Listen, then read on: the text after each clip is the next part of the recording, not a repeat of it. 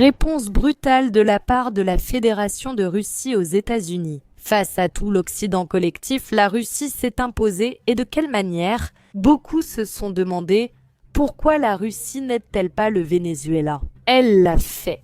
Et elle l'a fait bien au-delà d'une simple forme symbolique. Elle a laissé les États-Unis bouche bée et elle lui a remis les pendules à l'heure d'un côté. Et je vous conseille vivement de rester jusqu'à la fin de cette vidéo parce que ce que je vais vous raconter est absolument glorieux.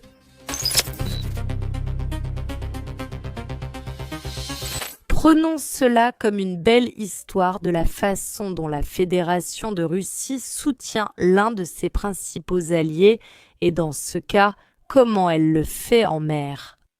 Nous parlons du Venezuela et des médias occidentaux qui commencent déjà à commenter la question. Il se trouve qu'il n'y a pas si longtemps, le Venezuela a perdu un pétrolier, enfin. En réalité, ce n'est pas le Venezuela, le pétrolier en question a été perdu par les États-Unis. Et c'était le Belauno alors, parce que maintenant les choses vont changer et beaucoup. Prenant un tournant très inattendu des événements, il s'avère que les États-Unis, essayant de démontrer une puissance totale et de montrer ses muscles devant toute la communauté internationale, en particulier face au Venezuela. Ils voulaient te prouver qu'en effet, ils étaient un tyran aux yeux du monde entier. Nous allons nous emparer du pétrole vénézuélien et en particulier des navires qui le transportent, ont-ils déclaré depuis les États-Unis. Et ils ont fini effectivement par en voler quelques-uns. Et à partir de là, ils ont commencé à poursuivre un navire en particulier qui était le navire appelé Belauno, mais qui ne l'est plus. Dans ce cas, il se trouve que le navire en question a été renommé et en plus, il fait désormais partie de la flotte de la Fédération de Russie. Des faits absolument glorieux sur tous les fronts, il a donné à la Fédération de Russie face à l'Occident collectif. Et pour l'instant, à la Maison-Blanche, ils sont tellement sous le choc qu'ils n'ont réagi d'aucune manière. Le pétrolier Belauno a été officiellement rebaptisé Marinera dans le registre naval russe en acceptant le navire sous son pavillon national. Moscou a potentiellement créé un sérieux obstacle juridique pour les militaires américains qui sont actuellement à sa poursuite. C'est ce qu'a rapporté le New York Times, la garde côtière des États-Unis. Elle poursuit le pétrolier Belauno dans l'Atlantique depuis le 21 décembre après une tentative d'interception. Selon les responsables américains, l'équipage du navire a hissé le drapeau russe à bord lors de la fuite, déclarant ainsi le statut russe du navire. Le pétrolier est soumis aux sanctions américaines pour avoir transporté du pétrole iranien qui, selon les autorités, a été utilisé pour financer le terrorisme. Le navire a refusé de se conformer aux exigences et continue d'échapper aux forces américaines. C'est tout simplement glorieux. Il s'avère que le navire en question naviguait dans les eaux internationales. Lorsque les gardes-côtes américains se sont approchés et lui ont dit qu'il devait s'arrêter pour effectuer les contrôles nécessaires sur le navire.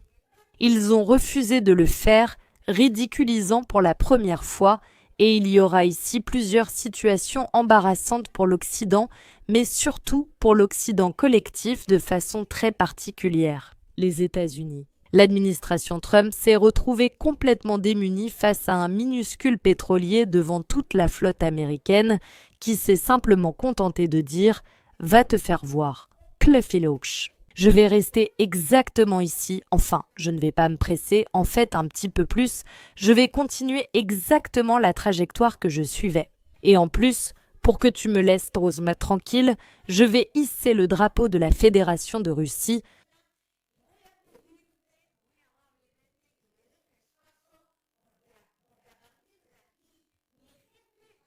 Sorti de Tokyo les espaces créés par Mexicana. En élevant son drapeau, soi-disant à Vladimir Poutine, qu'il y aille et qu'il le fasse, et en attendant, Portugal, je ne parle pas de ça.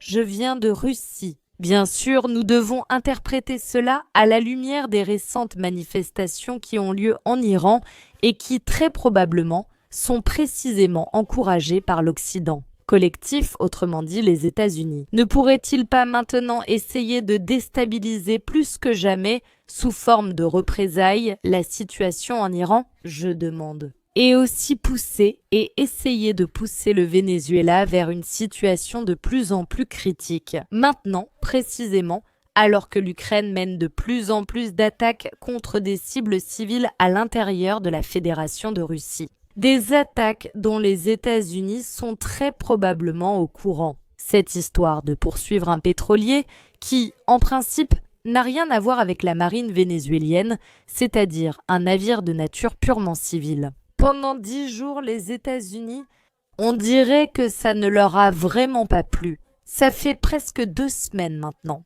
Et le pétrolier Bella, qui n'a même plus ce nom, de cette façon, il n'essayait pas seulement de s'échapper, il a fini par y arriver. Les États-Unis avaient essayé de l'arrêter au large des côtes du Venezuela.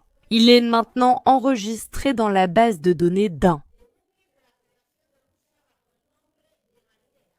Qu'il n'ait pas été donné, qu'il ait été donné, qu'on soit en marge de ce conflit, que ce soit, que quelqu'un puisse.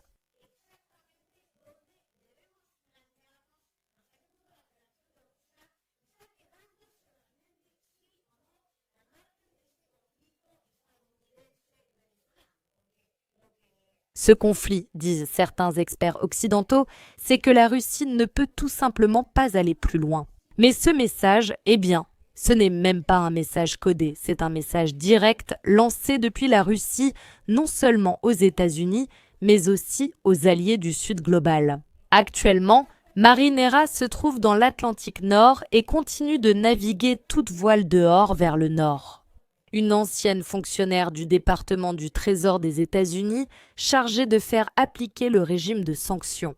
Elle suggère que la situation avec ce pétrolier n'est qu'une partie d'une stratégie plus large de la Russie visant à offrir un refuge à la soi-disant flotte obscure ou flotte de l'ombre, c'est-à-dire des navires qui transportent du pétrole sous sanctions, depuis la Russie, l'Iran et aussi le Venezuela.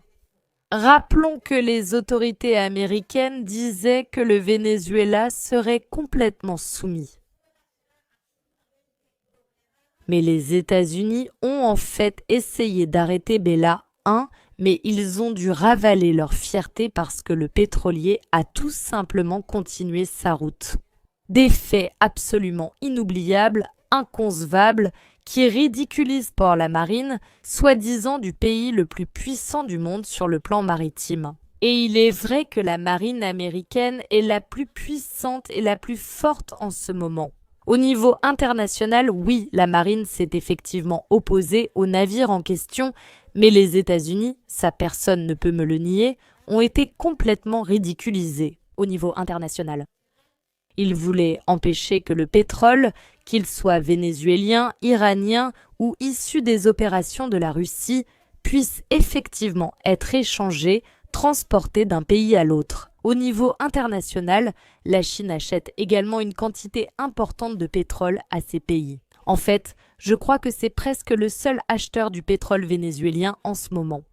C'est-à-dire que les États-Unis sont entrés dans la cour des grands. Et il semble que l'administration Trump ait dû battre en retraite tout simplement parce qu'elle n'a pas pu gérer la situation.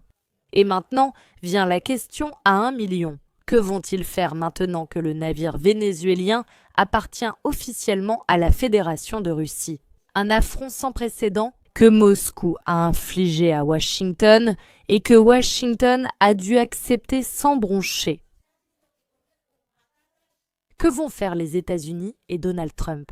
À ce jour, nous ignorons tout appel téléphonique de Donald Trump à Vladimir Poutine. Mais cette situation a dû blesser, et beaucoup, l'ego du dirigeant américain.